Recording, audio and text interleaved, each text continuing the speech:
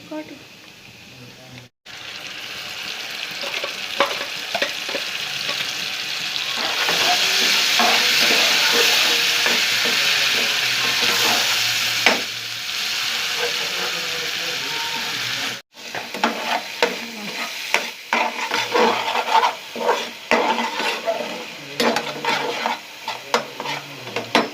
हो जाएगा करो बाद में कहना करो सबका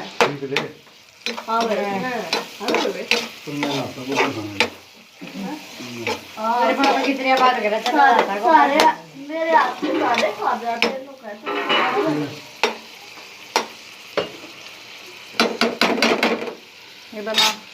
ये बना फिर सुबह फिर बेटा सुबह ना बना दे या सुबह के देख